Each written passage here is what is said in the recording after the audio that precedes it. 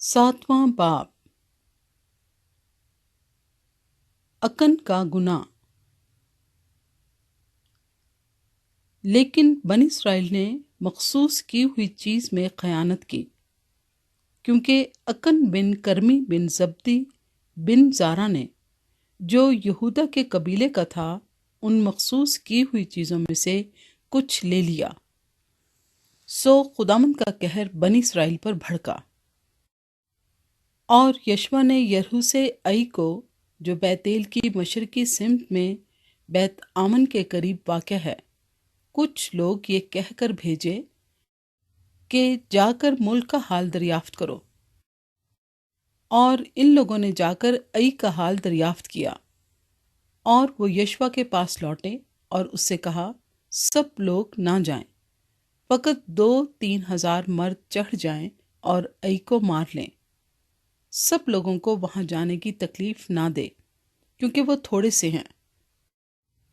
चुनाचे लोगों में से 3,000 मर्द के करीब वहां चढ़ गए और आई के लोगों के सामने से भाग आए। और आई के लोगों ने उनमें से कोई 36 आदमी मार लिए और फाटक के सामने से लेकर शब्रीम तक उनको खुदेड़ते आए और उतार पर उनको मारा। सो उन लोगों के दिल पिघल कर पानी की तरह हो गए। तब यशवा और सब इस्राएली बुजुर्गों ने अपने अपने कपड़े फाड़े और खुदावंद के अहद के संदूक के आगे शाम तक जमीन पर औंधे पड़े रहे और अपने अपने सर पर खाक डाली। और यशवा ने कहा, हाय ऐ मालिक खुदावंद, तू हमको अमोरियों के हाथ में हवाले करके हमारा नाश कराने की खातिर इस कौम को यरदन के इस पार क्यों लाया? काश के हम कनात करते और यरदन के उस पार ही बुदोबाश करते। ए मालिक, इस्राएलियों के अपने दुश्मनों के आगे पीठ फेर देने के बाद मैं क्या कहूँ? क्योंकि कनानी और इस मुल्क के सब बाशिंदे ये सुनकर हमको घेर लेंगे और हमारा नाम जमीन पर से मिटा डालेंगे। फिर तू अपने बुजुर्ग नाम के लिए क्या करेगा? और खुदावंद ने यशवा से कहा, उठ खड़ा हो, तू क्यों इस तरह औंधा पड़ा है? इस्राएलियों ने गुनाह किया और उन्होंने उस अहद को जिसका मैंने उनको हुक्म दिया तोड़ा है। उन्होंने मखसूस की हुई चीज़ों में से कुछ ले भी लिया और चोरी भी की और रियाकारी भी की और अपने असबाब में उसे मिला भी लिया है। इसलिए बनी इसराइल अपने दुश्मनों के आगे ठहर नहीं सकते। वो अपने दुश्मनों के आगे पीठ फेरते हैं, क्योंकि वो मुलाउन हो गए। मैं आगे को तुम्हारे साथ नहीं रहूंगा जब तक तुम मखसूस की हुई चीज़ को अपने दरमियान से नेस्त ना कर दो। उठ लोगों को पाक कर और कह कि तुम अपने को कल के लिए पाक करो, क्योंकि खुदामंद इस्राएल का खुदा यूं फरमाता है कि ऐ इस्राएलियों, तुम्हारे दरमियान मखसूस की हुई चीज़ मौजूद है। तुम अपने दुश्मनों के आगे ठहर नहीं सकते जब तक तुम उस मखसूस की हुई चीज़ को अपने दरमियान से दूर ना कर दो। सो तुम कल सुबह को अपने अपने कबीले के मुताबिक हाजिर किए जाओगे। और जिस कबीले को खुदामंद पकड़े वो एक एक ख़ानदान करके पास आए, और जिस ख़ानदान को खुदामंद पकड़े वो एक एक घर करके पास आए। और जिस घर को खुदामंद पकड़े वो एक एक आदमी करके पास आए।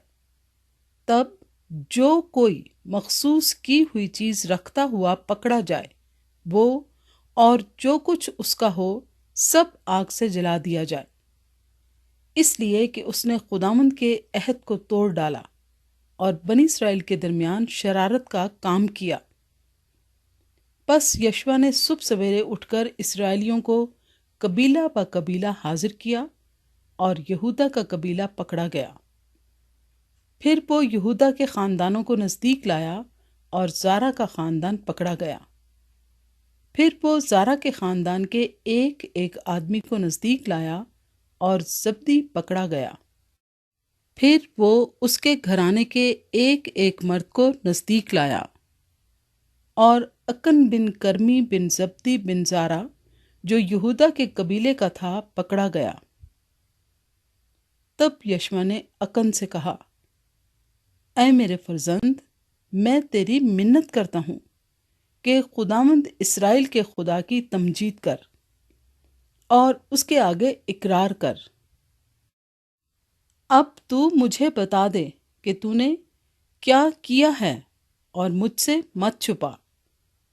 اور اکن نے یشوع کو جواب دیا، فی الحقیقت میں نے خداوند اسرائیل کے خدا کا گناہ کیا ہے، اور یہ مجھ سے سرزد ہوا ہے کہ جب میں نے لوٹ کے مال میں بابل کی ایک نفیس چادر اور 2 مسکال چاندی اور 50 مسکال سونے کی ایک اینٹ دیکھی تو میں نے للچا کر ان کو لے لیا، اور دیکھ وہ میرے ڈیرے میں زمین میں چھپائی ہوئی ہیں، اور چاندی ان کے نیچے ہے۔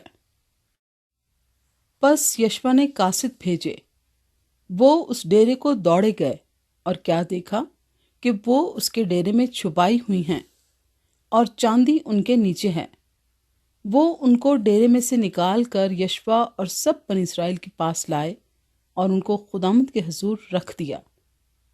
تب یشوع اور سب اسرائیلیوں نے زارا کے بیٹے اکن کو اور اس چاندی اور چادر اور سونے کی اینٹ کو اور اس کے بیٹوں اور بیٹیوں کو اور اس کے بیلوں اور گدھوں اور بھیڑ بکریوں اور ڈیرے کو اور جو کچھ اس کا تھا سب کو لیا، اور وادی اکور میں ان کو لے گئے۔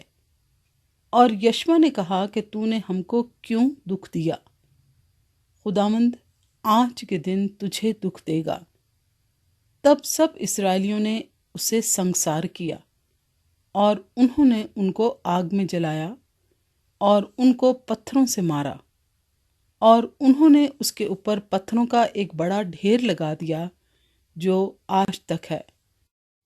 تب خداوند اپنے قہر شدید سے باز آیا، اس لیے اس جگہ کا نام آج تک وادی اکور ہے۔